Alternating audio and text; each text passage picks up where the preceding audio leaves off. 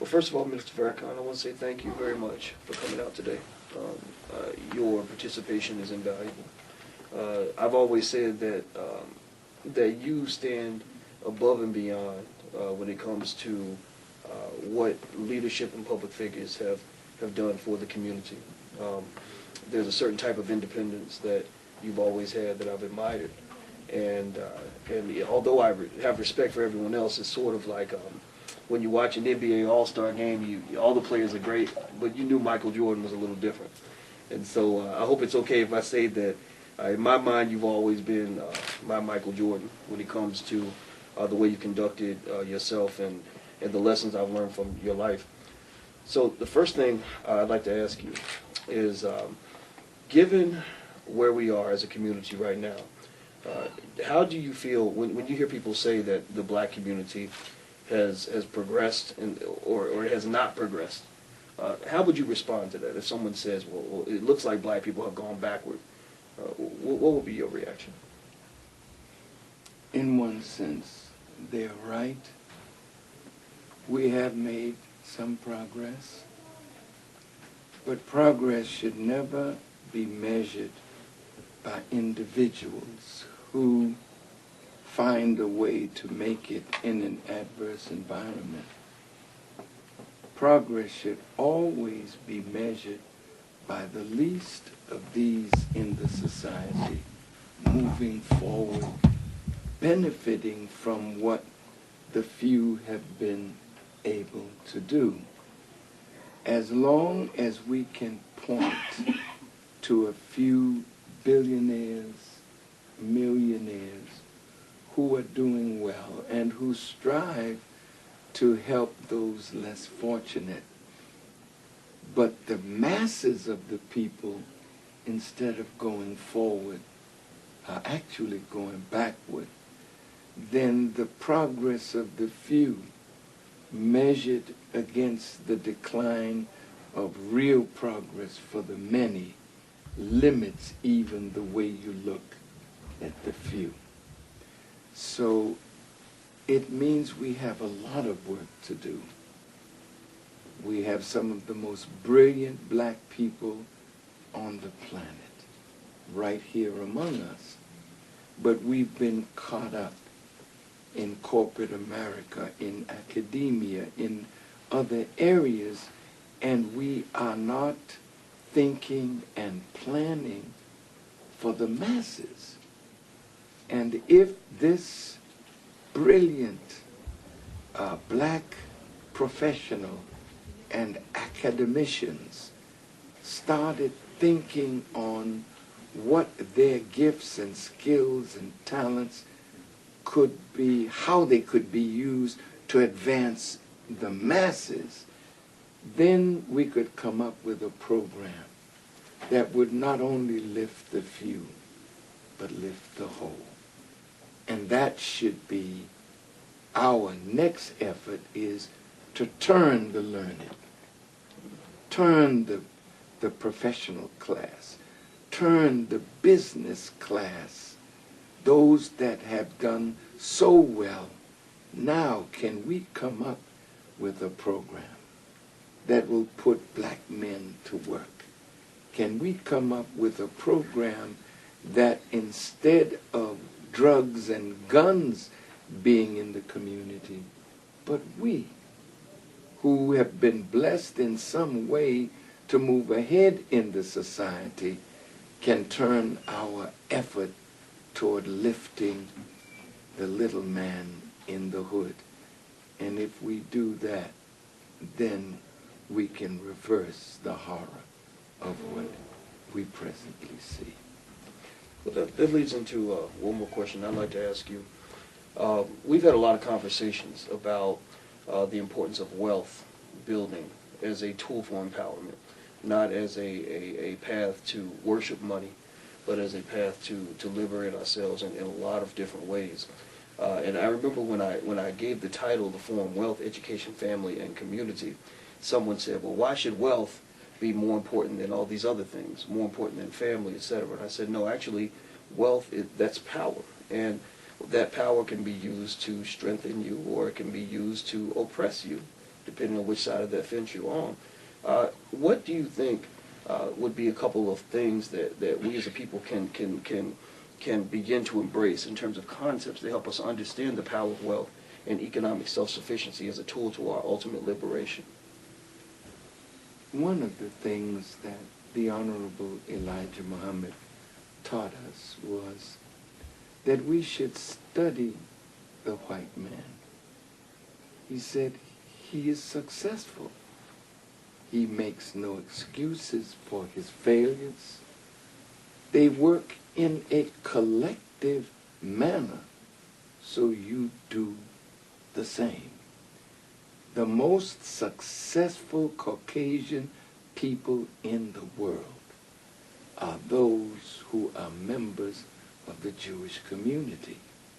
And if we studied them and take the best from what we see them do, and then do likewise, then there's a formula for wealth building, because they are small in numbers, but look at the wealth that they have built.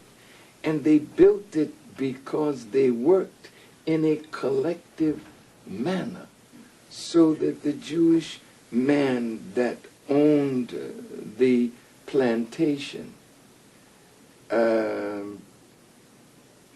worked together with the Jewish merchant who came down to the plantation with a backpack, selling things that he would need and that the slaves would need.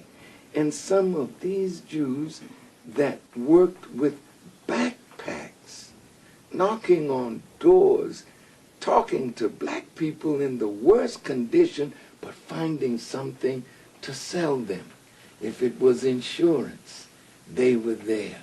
If it was something that we could benefit from, they knocked on our doors, when in those days they literally controlled the business of the black community. They owned the flats where we lived, the apartment buildings, etc. So for them to be only 5.7 million, according to their statistics of their numbers, yet have 22 members of Congress, 12 senators, 1/3 of the Supreme Court of 9 is Jewish. Bankers, lawyers, doctors, teachers, chemists, artists, every field of human endeavor, you'll find them. Some may be on the bottom, but they are at the top of every field of human endeavor. And they can always send you to their brother. If I go to a doctor and he's Jewish and I need a dentist, he'll send me to his brother. Once I get to the dentist, if I need a lawyer, he'll send me to his brother. And they keep that money going in a circle that builds them up.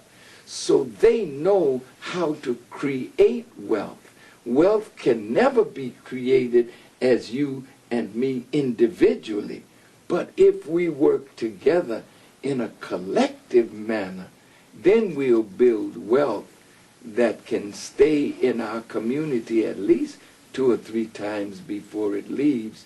And then you'll find our community building institutions that will feed the minds of our young and our old, those kinds of principles that make us successful in life. All right. Well, I will close by saying thank you so much for your kind words concerning me, but I really am a student of a man so great that I'm unworthy even to lace his shoes, and that's the Honorable Elijah Muhammad. I wouldn't be the man that I am if I had not met him, and if I had not met Brother Malcolm, who was my first teacher.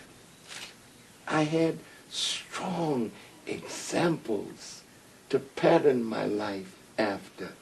And that's what black people need. We need strong men and women, moral examples, fearless, courageous men that will stand to speak truth to power. And that I met in the Honorable Elijah Muhammad.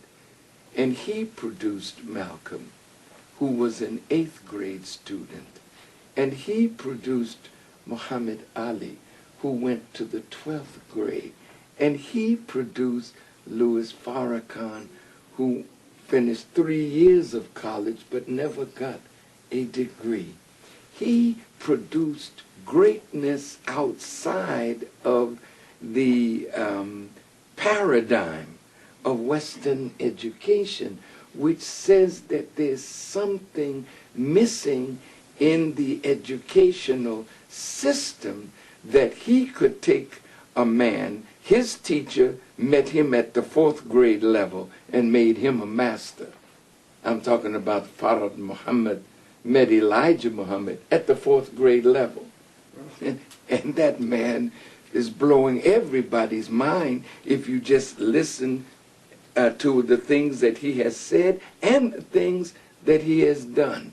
Then came Malcolm, went to the 8th grade, but he defeated the best that Harvard and Yale could produce, because the teachings of Elijah Muhammad caused Brother Malcolm to think outside of the box, of the paradigm of the Western educational system. And as long as we are confined to that box, and we historically don't relate to some of the great black historians, the great black philosophers, then we stay in that box, and that's a very unproductive box to be in. So I am grateful to God that I met Elijah Muhammad, and he is the star that guides my life. And so whatever I am of greatness, I thank God for the way he created me. But in truth, my dear brother, Dr. Watkins, unless you have a good teacher and you become a good student, you'll never grow.